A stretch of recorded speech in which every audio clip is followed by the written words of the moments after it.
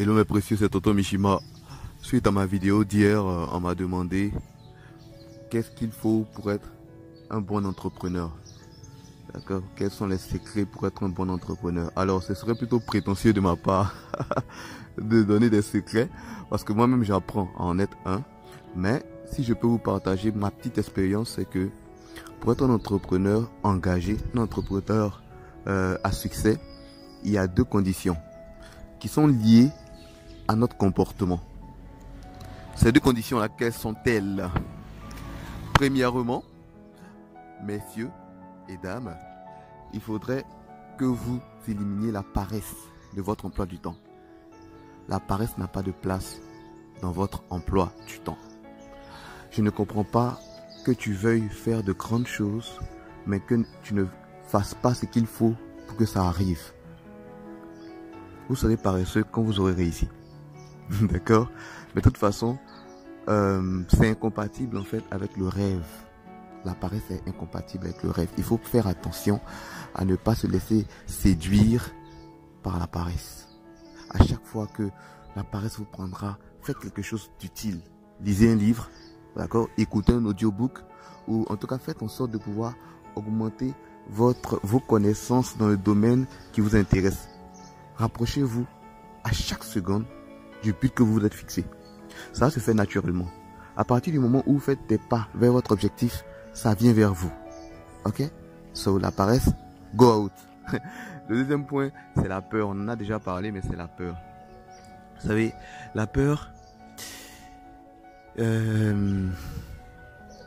c'est inutile. Voilà, c'est inutile.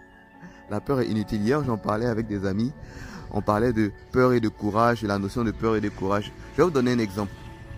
Nous avons deux personnes qui se retrouvent dans une situation où on leur dit, vous voyez dans la salle là, il y a un monstre. Parmi eux, il y en a un qui est apeuré, il reste un peu, il va mourir, il va faire pipi sur lui. Et l'autre, bah, il est serein.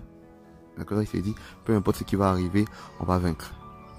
Vous voyez, si la peur c'était un événement, bah en ce moment là, il n'aurait pas...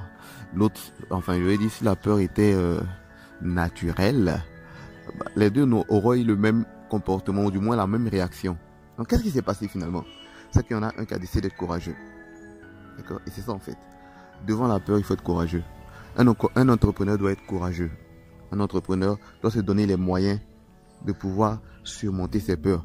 Il faut vraiment se challenger. C'est quelque chose qui doit être dans votre lexique.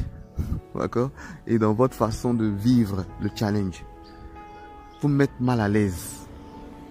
Arrêtez de vouloir être dans une zone de confort. Je vais dire, à chaque fois que on vous dit fais ci, fais ça, et que vous sentez que vous ne serez pas à l'aise, faites-le. À partir du moment où vous n'avez jamais fait et que ça ne fait de mal à personne, faites-le. Ok? Vous allez voir. Voilà des moyens de pouvoir être une meilleure personne dans un premier temps et d'être un bon entrepreneur. J'espère que ça marchera pour vous. En tout cas, ça marche très bien pour moi. Et si vous avez des questions, continuez de me les envoyer. D'accord? Je vais essayer du mieux que je peux de répondre. Si c'est trop coincé, je vais demander à d'autres personnes qui vont faire des vidéos ou des audios pour répondre à vos questions. Mais voilà un peu quoi. Le but de Stay Gold, c'est que ce soit une communauté.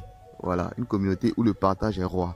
Du coup, n'hésitez vraiment pas à me faire parvenir vos questions et même vos réponses si vous en avez, pour que les autres puissent en profiter. Je vous souhaite une bonne journée et stay gold.